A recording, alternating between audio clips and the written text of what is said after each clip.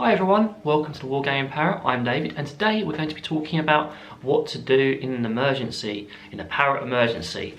So this video is going to be broken up into 3 parts. First, how you can prepare for an emergency and make sure you're best prepared to cope with one. Number 2, the things you do in an actual emergency and sort of ways you can help your bird and yourself. And finally, what's in a Parrot First Aid Kit. I was going to do this as a separate video, but I thought it may be worth having it in this video so you can research it and have everything you need on hand. So, firstly we're going to talk about how you can prepare for an emergency and be best prepared to deal with one. For this, my first and most obvious point is you need to know where your local avian vet is. It's well worth doing some research online, finding out where your local avian vet is, if they've got spaces, when the opening times are, just so you know who to contact if there's a problem. Following on from this, there may be a large veterinary facility around. It's worth getting in contact with them and finding out if they have any emergency facilities available, just in case there's anything out of hours. I would also like to add here, if you have a parrot, veterinary costs are expensive. It isn't something that anyone wants to face. It's annoying, it's painful in many ways, but it is your responsibility as a parrot owner. So just be prepared for it, and don't shy away from it, because these guys really need all the care you can get them, and it is so important to take them to a vet if there's an issue. So this leads on to my next point. It's well worth saving up some money. Veterinary costs are expensive and unexpected costs can be very painful. So if you set aside a little bit of money, it can help take the sting out of these costs and mean that you're much better prepared to deal with a problem if it occurs. My next tip is make sure your bird is contact or touch trained. This means that your bird's used to being touched. If you have a bird that's injured or in distress, you want to be able to assess those injuries and look at it. So this means you want your bird to be contact trained. I've got some tips on this in other videos. I'll leave a couple in the description, but contact training is basically just getting your bird used to being touched. It can be initially on the head, briefly on the wing, feet, that sort of thing, and it's very important so you can inspect them if there's any blood or any problem. Another option you can consider when you're trying to restrain your bird to treat it is toweling. We aren't the biggest fan of it. It should only really be done in an emergency, and also there's some things you can prepare to have to be able to use a towel to restrain your bird. Some birds are perfectly comfortable with it, some aren't. If your bird's not comfortable with it, you can just get them used to the towel, like I'm getting Pickles used to this one now. I'm just letting her play with it. I've just got treats around it so she can get used to it and she knows that this isn't a threat. So if I was to wrap it around her, she's going to be less stressed about that. It's going to be less sudden and less of a problem for her. So it's just something worth considering. We aren't the biggest fans of toweling, but we do understand that some situations do require it, especially if your bird's got a massive beak, if it's a macaw and stuff. So yeah, just consider getting them used to the towel first, letting them relax and letting them enjoy it like Pickles is here. Again, this leads on to my next point, which make sure your bird is target trained. If your bird's injured or in distress or somewhere it shouldn't be, if it's target trained, you're more likely to be able to get it back onto your hand or get it back out of danger. This target training is also exceptionally useful if your bird gets lost, if you're free flying it or something gets out a window, that sort of thing, because you can use target training to entice your bird back because it knows what it needs to do even when it's in a panic state, and it will come to you for a treat because it knows if it touches that target stick, it's going to get a treat. The next tip is make sure you get a good travel carrier. If you need to take your bird somewhere, out to a vet, or even if you just want to take it out and about for fun, you need to have a travel carrier, and there's loads of ones on the market. We have one we got from Northern Parrots which we really like. I'll show you a little clip of that a little bit later, and it's just well worth having because it's a lot less fuss. You put your bird in a travel carrier, you can take it where it needs to go. So I just wanted to show you our travel carrier. This is a rather large travel carrier we got from Northern Parrots. We're very happy with it. It's got all sorts of features, like you can zip these down for privacy, you can zip at the front. It's got a nice sort of scored perch in it. We put a towel in the base, and it's generally something really good to have as just an emergency measure. I mean, you can get sort of travel cages as well, but we find this travel carrier is like a backpack and it's much more useful. However, just getting a travel carrier isn't always enough. you need to get your bird trained and used to it, because many birds will be scared of them. They'll be like, this is an enclosed space, don't really like it in here. So you need to get them used to it and trained to go in the travel carrier, and this can take a little while, so it's well worth getting them used to it by just having the travel carrier around their cage initially, then get them to go into it with positive reinforcement or target training, and just get them to associate the travel carrier as something positive and great. So here I'm just working on getting Scampy used to the travel carrier, put his treats on, I'm letting him crawl around it. Generally Scampy's not too fussed about it, but I thought I'd show you this clip just so you can see the sort of things you can do to get them used to it. I wouldn't recommend shutting them in it straight away. Just let them crawl all over it, let them get used to it, let them think it's something fun, lots of nice treats. Then you can start training, shutting it and moving them around it. And here I am doing just the same with Olive. I'm getting her used to it, giving her plenty of treats and letting her sit on the perch, keeping it open so she knows that she can go out if she needs to. And then, you know, after that, she's used to that, you can start shutting the barrier. I'm just gonna give her a couple more. Might as well make this a training session while I'm filming this. Good girl, aren't you smart? You clever baby. You can see she's fairly relaxed and she knows she's getting treats in there, so she knows it's something nice and positive and nothing scary. You can also take your bird out on little trips in the travel carrier to get them used to being transported around. You can even take them to a vet for a checkup before anything occurs, which you probably should do once in a while anyway, just to make sure everything's okay. And they can be used to being in a travel carrier and travelling to the vet and know it's nothing to be scared of and nothing to be worried about. So my final tip to prepare for an emergency is have an avian first aid kit on hand. I'm going to go through some of the things we have in our avian first aid kit at the end of this video, and also provide a link to my Amazon store which will have some of the components on there, so if you want to check them out or buy them, you can just go there and look through that. Having an avian first aid kit on hand, just like with us humans, is very useful because you can often preempt some problems and do some basic first aid which may prevent you having to take your bird for a costly vet visit. So now I've covered some of the things you can do to prepare for an emergency or an injury, I'm going to talk about the things you can do when it's actually occurring. Say for example, your bird's flown into the window, it's hurt its wing, it's got a blood feather, that sort of thing. So we're going to cover some of those points and hopefully they'll be of use to you. So my first tip for when an emergency is ongoing with your bird, for example it's just injured itself, is just the same as with humans or any other situation. It's be calm. Be calm, try and be rational, try and relax as much as you can, because it's going to be difficult in that situation. If you can, try and picture yourself looking from an outside perspective. What would you say to yourself if you were someone supporting you in this situation? So be calm and try and approach it with a level head, because it will help you and it will help your bird. The next point leading on from this is assess the situation. Say for example an injury, assess the injury. So this is where your bird being contact trained or trained to be touched is useful, so you can have a look at their wing, see if there's any blood. For example, if blood feathers come out, see if they're bleeding lots, see if what the extent of the injuries are, if they've been bitten, that sort of thing. If they're unwell, you can also take this and assess things, just keep an eye on them, watch them and see if there's any problems. So assessing injuries or problems is very important, because then you can get an accurate picture of what's going on. It also helps to note them down maybe, or record it on a little video clip, because then it helps a lot when you're trying to explain to other people and try and work out what the next steps are, what you need to do. My next tip is, if you're unsure what's going on or you feel your bird needs a vet visit, is contact the vet or facility and find out what they can do for you. You can also sometimes send them a video, or if you've recorded one, and tell them everything, and then they can give you an appointment or give you some advice over the phone.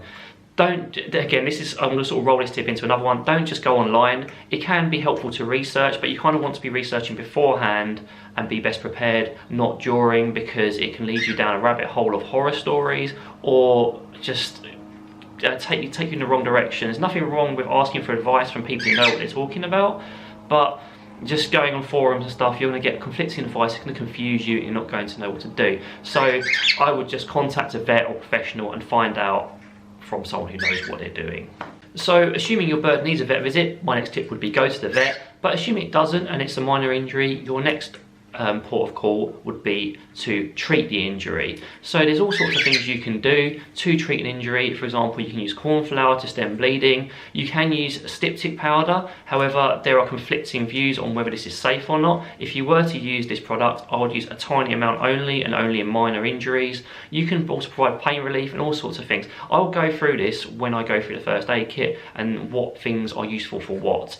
But again, if there's a major injury or you're unsure or you're worried, then contact the vet, go to the vet, because that is always the best option. So my next tip, assuming your bird's okay, it's just had a blood feather out or it's just had a knock, is observe. So keep an eye on them, put them back in a cage in a calm environment, and just leave them alone and observe them and see how they're behaving. Are they eating? Are they drinking? Are they relaxed? Are they preening and behaving? So if they're acting abnormally, that could mean you need to do something more about it. If they tend to be acting fairly normally, you can keep an eye on them and continue observing until you're confident they're okay. So just to add to the point of observing your bird, make sure the general advice is keep them in a quiet, calm, relaxed and preferably dark space, and also try and keep them warm as well, because if they've had a knock, they can be quite stressed and be shocked, so keeping them nice and warm is very helpful. So now I've covered what you can do to prepare and what you should do in an emergency. I'm going to talk about the Birdie First Aid Kit. A lot of people talk about it, so I think I mentioned it in my cockatiel care guide, and I know Sophie's got a video on it as well, which I'll leave in the description. But I think it's worth covering in this video the sort of things you can have in your Birdie First Aid Kit and what they're useful for. Again, this is a first aid kit. It is not going to solve every problem, and it's well worth, I've stressed it so much, I'm just going to stress it all the time, it's well worth the vet visit if you're ever unsure, because your parrot's welfare comes first. So what I'm going to do now is I'm going to pan through the first aid items and show you our Birdie First Aid Kit. I'm going to talk through how you can use them and what use they have, and some of the pitfalls you can avoid when you're trying to do Birdie First Aid. So here on this table is basically our Birdie First Aid Kit. So I'm going to go around and I'm going to talk you through some of the items on here. I thought I'd show you everything on the table so you can see everything now, and then I'm going to talk about it all with you and what uses it has. So let's have a look at what's in this Birdie First Aid Kit, shall we? So one of the first things we popped in here is cayenne pepper. Now cayenne pepper you can get from most supermarkets, just ground pepper. The good thing about cayenne pepper is it's an anti-inflammatory and it's also a pain reliever. So if there's a minor injury, it is very good to sprinkle a little bit on their chop or on their food, and it can help provide a little bit of pain relief. My next item is a bit of cornflower. Now we prefer to use cornflower rather than styptic powder because cornflower is more natural and it's a lot safer to use. Cornflower is basically something you use to stem bleeding, minor bleeding. So if there's a blood feather come out, you can dab a little bit of this on the injury and it will help stem the bleeding and help your bird recover.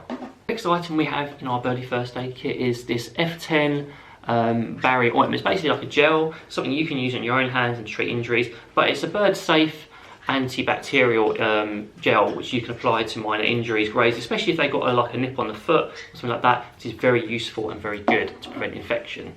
The next item we have are these little saline droppers, and these are quite large. They're far too large for a bird, but you don't have to use all of it.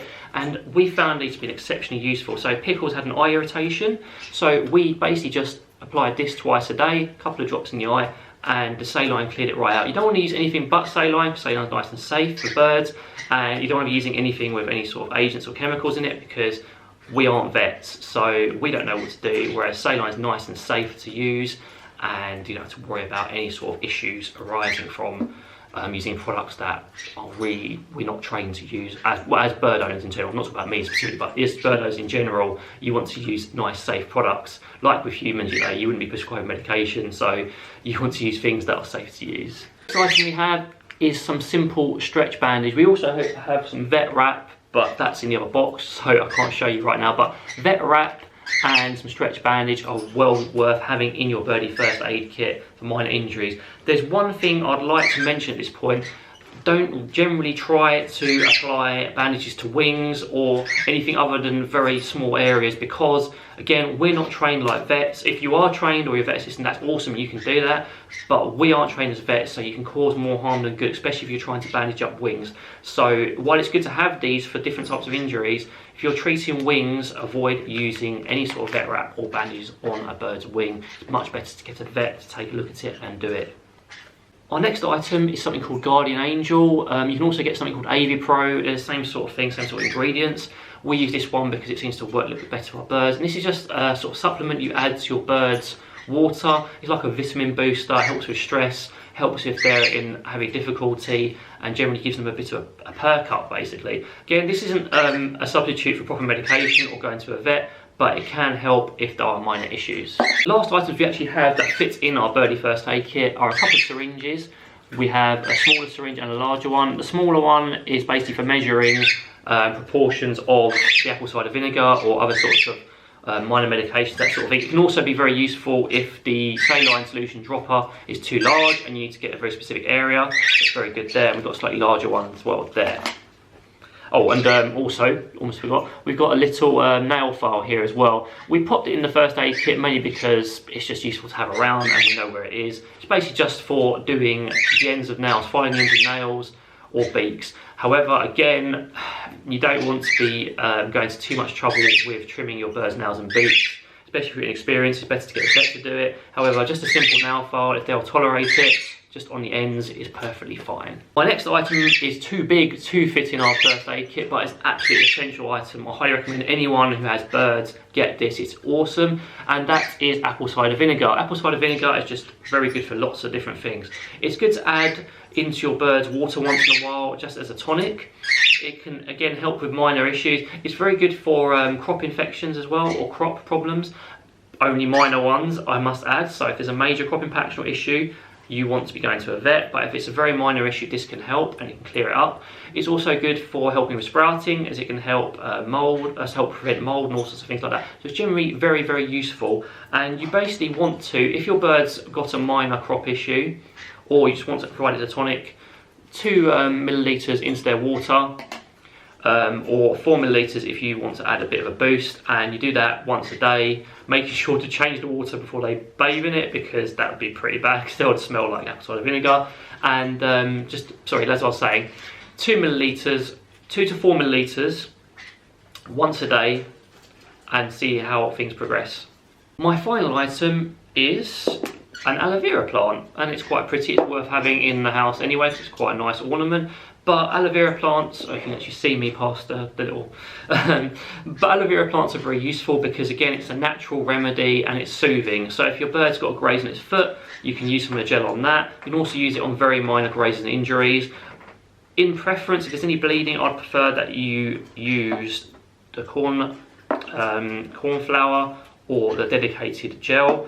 But for minor grazes and injuries, aloe vera is a very good natural alternative for treating injuries.